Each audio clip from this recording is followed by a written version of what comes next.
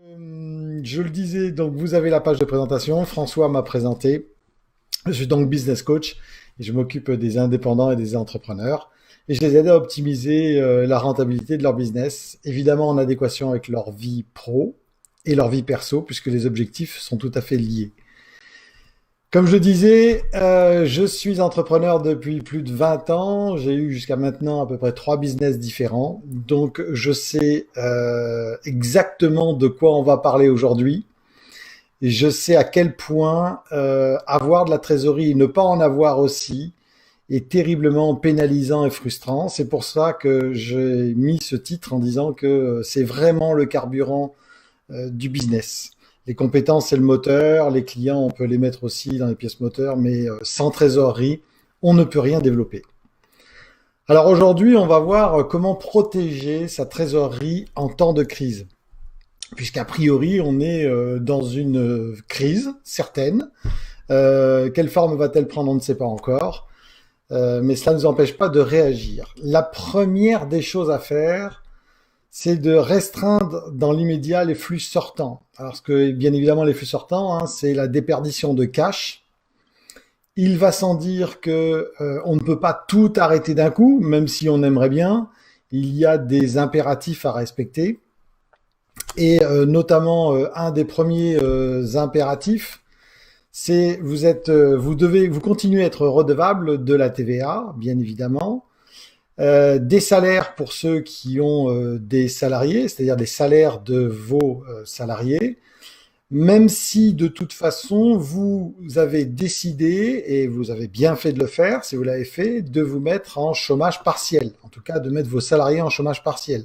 Parce que même dans ce cas-là, vous êtes redevable à hauteur de, comme je l'ai écrit, 70% du salaire brut ou 84% du net auprès de vos salariés.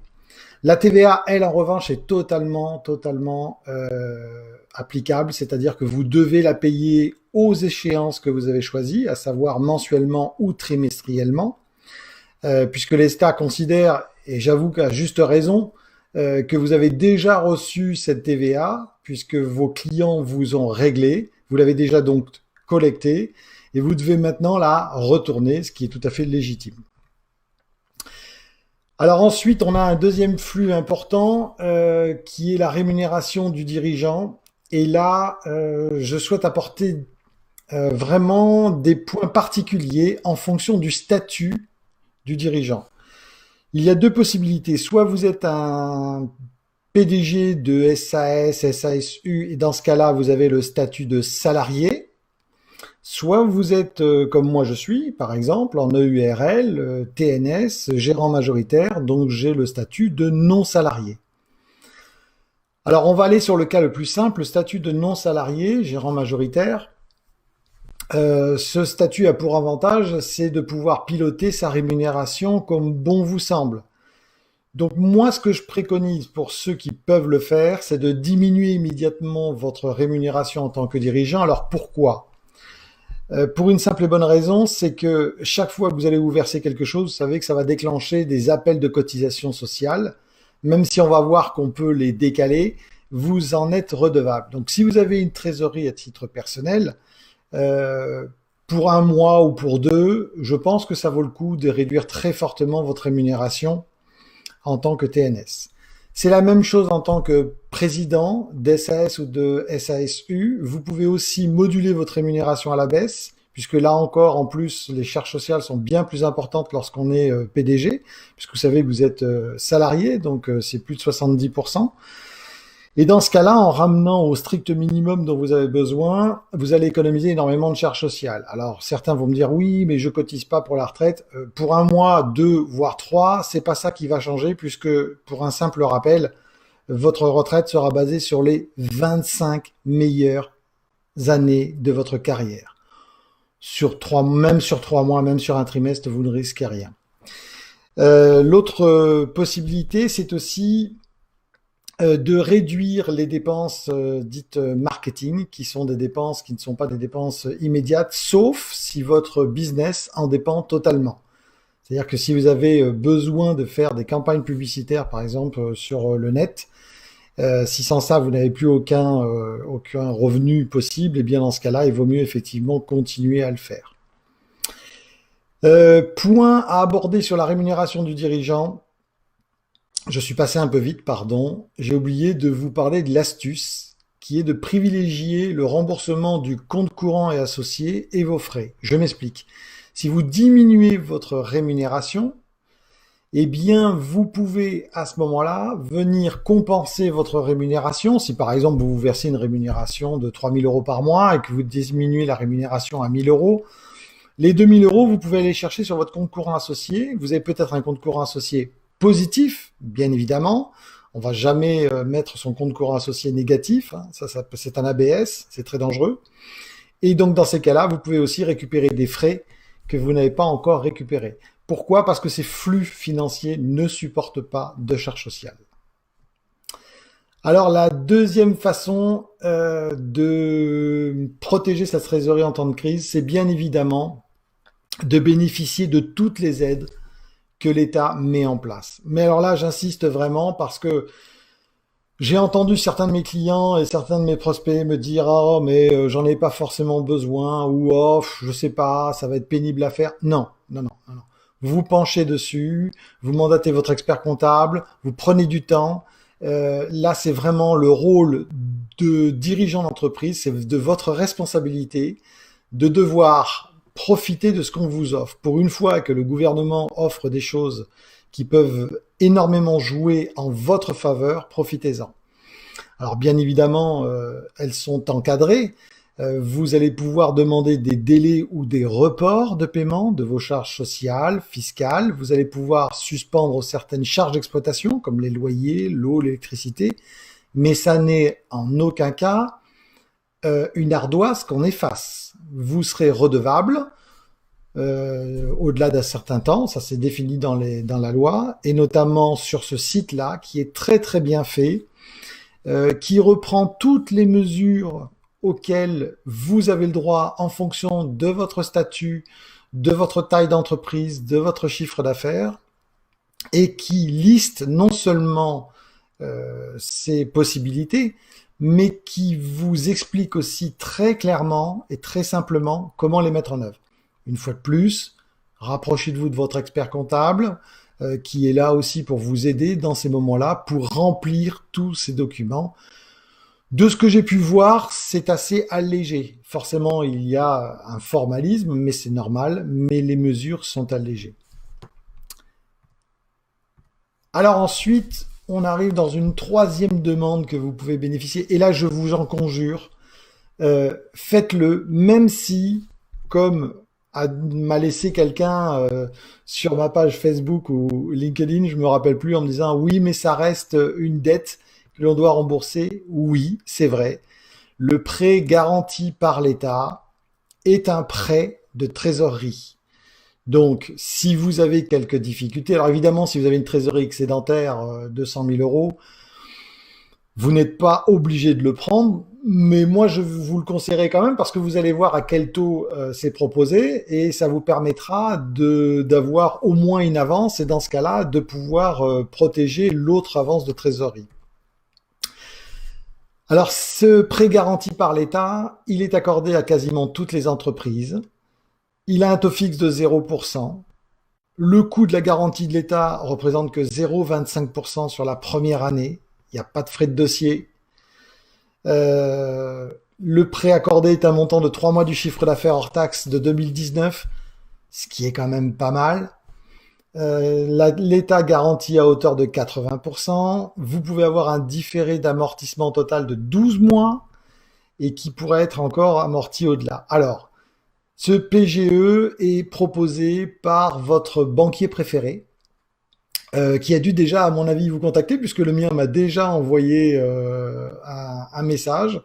Et franchement, je leur remercie, parce que c'est très très bien. Et je vais sûrement moi-même en profiter, parce qu'il n'y a pas de raison. De l'argent à ce niveau-là, ce prêt à ce niveau-là, c'est vraiment de l'argent gratuit, qu'il faudra bien évidemment rembourser. Mais ça peut nous aider à continuer à investir dans le développement de l'entreprise, pour faire face à des échéances immédiates, et ainsi de suite.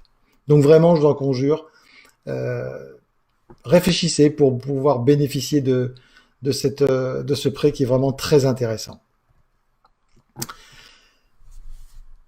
Le quatrième point, c'est faire rentrer son cash. Parce que là, on a vu tout ce qu'il fallait pour éviter d'en perdre trop. Et encore, je n'ai que 20 minutes. Et donc, je vous fais une synthèse extrêmement condensée de tout ce qu'il y a à faire. Bien évidemment, ça n'est pas exhaustif. Vous allez avoir plein d'autres solutions. Mais j'ai simplement balayé celles qui me paraissaient les plus importantes et les plus rapides. Donc, pour faire rentrer son cash, eh bien, c'est très simple. On commence tout de suite à regarder les délais de paiement de ses clients en cours. Donc, parce que si eux aussi vont commencer à vouloir freiner de leur côté la sortie du cash de leur entreprise, vous allez devoir jouer des coudes pour faire rentrer ce cash le plus rapidement possible. Alors je pense que ce sera difficile avec certains de vos clients, beaucoup plus facile avec d'autres. Je le vois, il y a des entreprises qui respectent, qui ont de la trésorerie, qui respectent leur délai de paiement. Et puis il y en a d'autres qui se font, on va dire, beaucoup plus discrètes, voire qui ont tendance à disparaître. Mais ne lâchez pas. Surveillez ces délais et n'hésitez surtout pas à relancer et à pratiquer les relances classiques de mails, d'appels téléphoniques, mais aussi pourquoi pas après de mails beaucoup plus standardisés, beaucoup plus cadrés qui commencent à prévenir que vous allez devoir rentrer dans des procédures de demande un peu plus structurées. Il ne faut surtout pas laisser votre argent dehors. Alors il y a quelque chose qu'on peut faire éventuellement que dans certains cas, c'est très rare, mais on peut l'avoir. On peut avoir un crédit de TVA, et dans ce cas-là, si vous êtes au trimestre, eh bien les crédits de TVA, on va les récupérer un trimestre d'après. Non, faites-le tout de suite. Vous avez une mesure là aussi qui a été mise en place par l'État, qui vous permet de demander un remboursement de votre crédit de TVA immédiatement. Généralement, c'est assez rare qu'on ait un crédit très important, ça peut arriver, mais c'est très très rare. Mais même si c'est 500, 700, 1000, 1200 euros, récupérez-le tout de suite. Cet argent est à vous et l'État doit vous le donner. J'en profite aussi pour ceux qui continuent l'expérience d'avoir une boutique ou ce genre de choses. Si vous êtes dans ce cas-là, eh bien, tous les nouveaux projets que vous allez étudier, faites très attention. Sélectionnez ceux qui ont la marge la plus forte et qui vont vous demander le moins d'achats possible extérieur. Pourquoi? Parce que grosse marge, évidemment, vous l'avez compris, ça veut dire que vous allez avoir un gros bénéfice, mais surtout les achats extérieurs, vous n'allez pas devoir sortir de cash pour faire ces prestations. Et là, c'est un excellent moment pour faire un focus sur votre chiffre d'affaires et savoir quelle partie de votre chiffre d'affaires est beaucoup plus rentable que d'autres. Donc vraiment, soyez vigilants là-dessus. Le cinquième point, c'est préparer la sortie de crise. Et oui, même quand on est en train d'écoper l'eau de sa barque qui prend un peu l'eau, parce qu'en ce moment on a des trous dans la coque, il est important de regarder aussi à l'horizon et de se dire tiens, il y a une terre et je vais devoir y aller pour pouvoir effectivement aller mieux. Donc ça veut dire quoi? Ça veut dire que déjà commencer à vous remettre du choc qui a été violent pour tous. Ça ne sert à rien de se cacher, c'est un vrai choc. On commence par prendre ça de plein fouet. Ensuite, on rentre dans ce qu'on appelle la prise de conscience. Généralement, ça peut mettre certaines personnes par terre, mais il faut savoir se relever. Hein, c'est le propre de l'entrepreneur. Et là, il faut passer à l'action. Et il faut commencer à se relancer en se disant que comme toutes les crises, cette crise n'est que temporaire. C'est-à-dire qu'elle ne va pas durer. Alors évidemment, économiquement parlant, elle va avoir des répercussions qui peuvent être longues. Mais contrairement à ce qu'on peut entendre dans les médias, et c'est pour ça que je ne les écoute pas, ça ne s'arrêtera pas du jour au lendemain. Il y aura toujours une activité qui continuera. Et de cette activité, on en fera partie, tous. Donc il faut mettre en place aussi un prévisionnel de trésorerie, si vous l'avez jamais fait.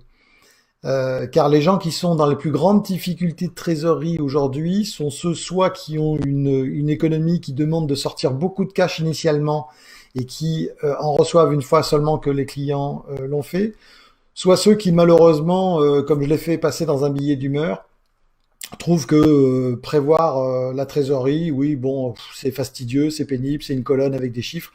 Vous pouvez le faire très très simplement sur un fichier Excel, de manière très simple. Vous faites l'ensemble de vos dépenses, vous regardez tout ce dont vous avez besoin et vous reportez ça mois par mois et vous allez avoir une visibilité de trésorerie et donc vous allez avoir un prévisionnel et vous allez être capable d'anticiper les différentes échéances auxquelles vous allez devoir faire face aussi.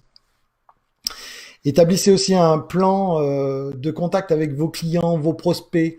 N'hésitez pas à remettre la machine en route dès que vous vous sentez bien, dès que vous vous sentez fort, faites-le immédiatement parce que vos clients peuvent avoir besoin de vous.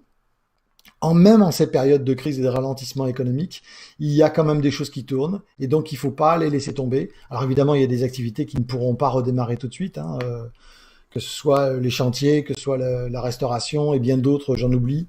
Mais en tout cas, pour ceux qui peuvent, n'hésitez pas à vous remettre en selle rapidement. Et là aussi, ça revient avec le prévisionnel de trésorerie, pour l'amour de Dieu ou l'amour de qui vous voulez, peu importe. Vraiment, constituez-vous un matelas de trésorerie. Alors pas tout de suite, je sais, mais vous l'ancrez au plus profond de vous en vous disant, dès que j'aurai refait mes marges, dès que mon entreprise retournera, dès que ça ira mieux, dès que je n'aurai plus d'urgence à régler, eh bien petit à petit, je vais me constituer un matelas de trésorerie entre 3 et 6 mois qui vous permettra, alors je ne le souhaite pas de pouvoir réaffronter cette crise, mais en tout cas de réaffronter même un client important qui ne vous règle pas et de ne plus vivre sous cette épée Damoclès qui est le manque de cash et qui nous empêche parfois de dormir, qui nous empêche de se projeter, qui nous empêche d'investir. Et tout cela, c'est très très mauvais pour les entrepreneurs et pour tout être humain qu'il soit. Et je vais finir sur une note objective, qui est de, quoi qu'il en soit, garder un mindset positif, parce que c'est la vraie quintessence de tout entrepreneur. J'adore cette image parce que pour moi, c'est vraiment ce qu'elle représente, des indépendants, des entrepreneurs, des gens qui vont de l'avant.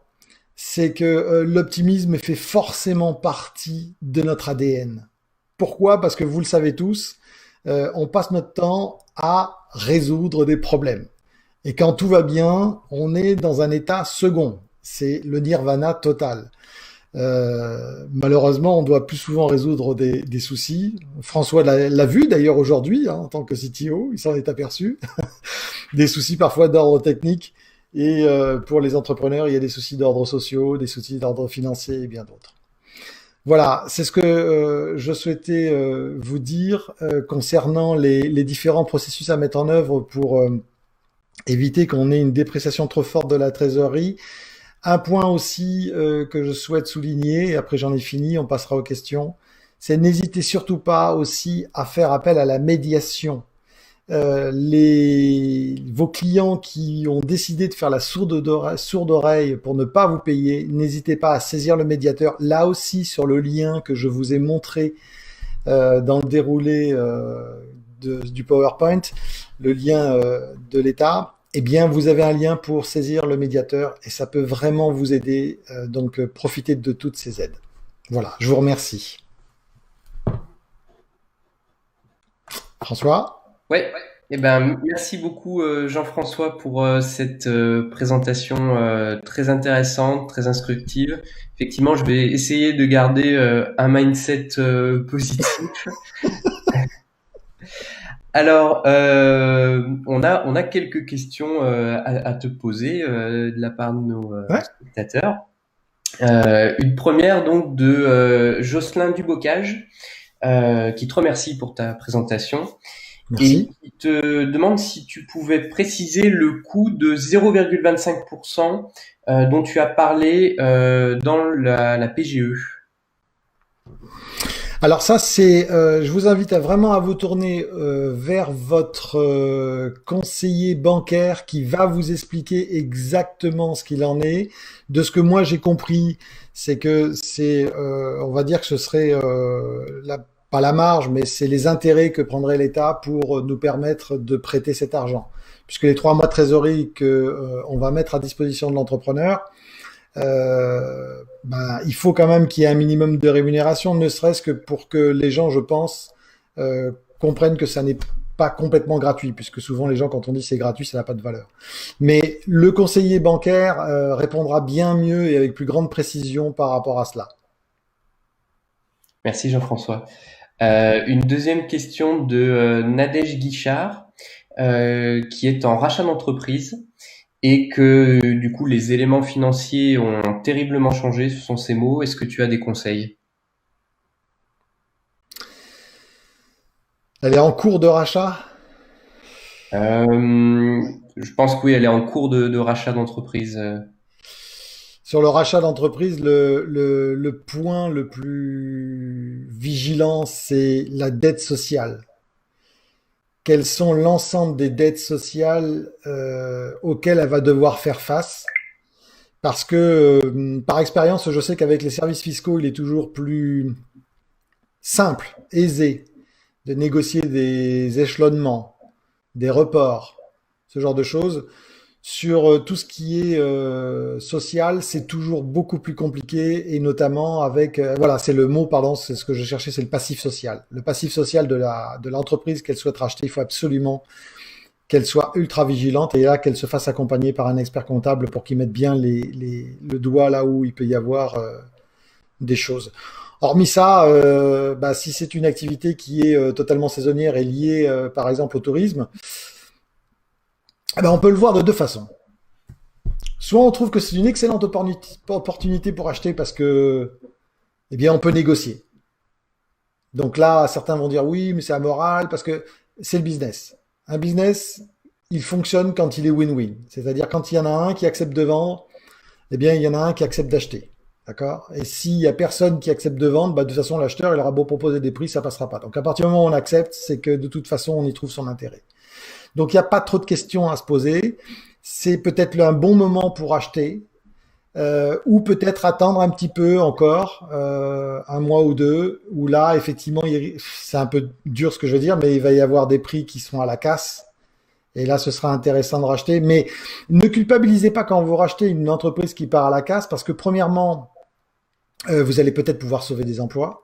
Deuxièmement, vous allez permettre aussi au dirigeant qui est en train de céder son entreprise en difficulté d'alléger une partie de sa responsabilité financière par rapport à ça et de s'alléger aussi peut-être moralement et intellectuellement parce que ça lui pèse et qu'il est plus à même de pouvoir la reprendre, cette entreprise. Donc ça n'est pas qu'une question, comme souvent on voit en France, de notion de vautour. C'est pas du tout comme ça que je le vois. Merci. Une autre question de Nathalie Guillaume qui revient sur le PGE, je pense, qui demande si toutes les entreprises ont droit à ce prêt ou est-ce qu'il y a des conditions?